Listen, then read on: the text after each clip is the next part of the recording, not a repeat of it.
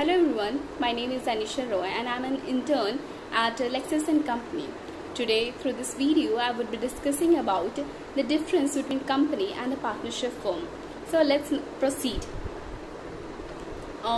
Firstly, I would like to tell about what Section 4 says about partnership firm. So, Section 4 of the Indian Partnership Act 1932, it defines a partnership as the relation between the persons who have agreed to share the profits of a business carried on by all or any of them acting for all. So we have understood that it is such kind of a relation between two or more persons who have agreed that there will be a sharing of the profit or in the business that will be carried on by one person, or it will be carried on by one person who is acting for all.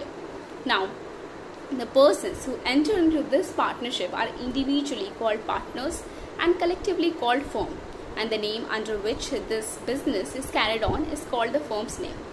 Further, moving on, I would like to discuss about some of the essential characteristics of a partnership organization, which is very much necessary in order to understand that what is the distinction between a partnership firm and a company.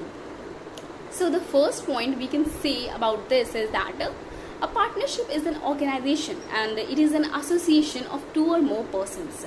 However, a limit is also placed by Section 11 of Companies Act 1956 on the maximum number of persons that will be partners, like it should be 10 in the case of business and it should be 20 in case of any other businesses. A partnership must be a result of an agreement between two or more persons, and also we can say that this agreement should be to carry on some business, and further we can also say that this agreement should be based on the idea of sharing the profits of the firm. Further, we can also say that this partnership business must be carried on by one or any of them acting for all, and this partnership business is based on the idea of mutual agency. So now you would be asking that what is mutual agency. So to just give you a brief idea about what mutual agency is, it is a sort of relationship between partners where every partner is like a partner and also an agent to each other, and it is how partnership firm functions, because every partner assumes a dual role, and it is and that every partner is a principal also and an agent at the same time. And regarding the liability of each partner of the firm is unlimited in respect of the firm's debts, and a partnership firm has no legal existence apart from the persons who constitute it. So this is how it functions.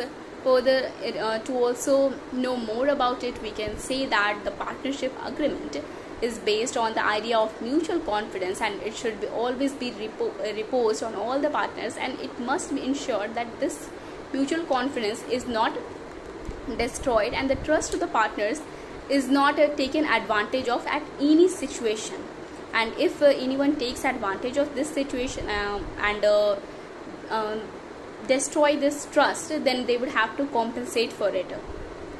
Further, we can say that no partner can transfer his share in a partnership to an outsider without the consent of all the other partners, and no change can be made in the nature of the partnership business without the consent of all the other partners.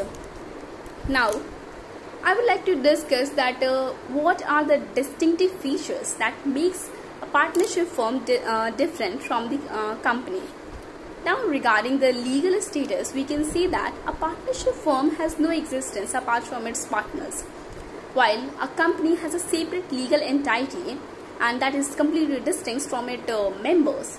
Secondly, we can also say that this mutual agency concept, because a partnership firm is founded on the idea of mutual agency, that is every partner is an agent of the rest of the partners, and while a member of the company is not an agent of the other members. And regarding the liability of the members, we can say that the liability of a partner is limited, that is liability of a partner is unlimited.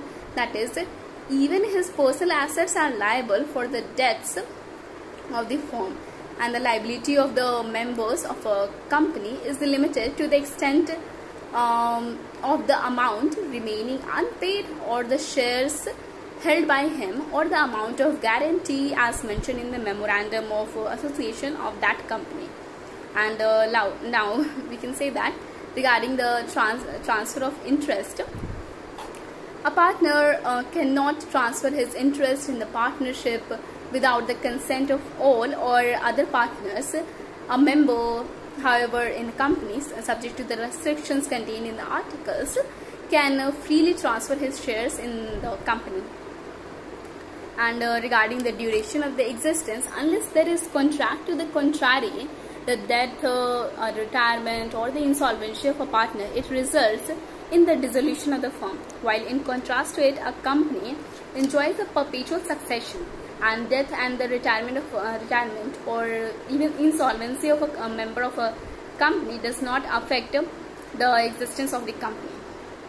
Further, some more points we can discuss about what are the distinctive features, like about the minimum membership. The minimum number of persons required to form a partnership is 2, while the minimum number of minimum number that is required to form a private company is 2, and while in case of the public company the minimum number is 7. And regarding the maximum membership, a partnership can be formed by more than 2 persons, and the number is limited to 10 in case of banking businesses, and in case of public company there is no limit to the maximum number of members. However, a private company cannot have more than 50 members. And regarding the auditing of the accounts of the firm is not compulsory, where the auditing of the accounts of a company is mandatory, and it is obligatory on every important members of that company. And regarding the use of words limited and the private limited is like we have seen that section 631 provides that if any person or persons trade or carry on business under any name or title of which the words limited or private limited are the last words, that the person or each of these persons shall, unless duly incorporated as a private or public company as the case may be, punishable with a fine which may extend to 500 or for every day and which that name has been used. So this is how we can understand that what are the distinctive features between the company and a partnership firm. I hope you all understood, and thank you.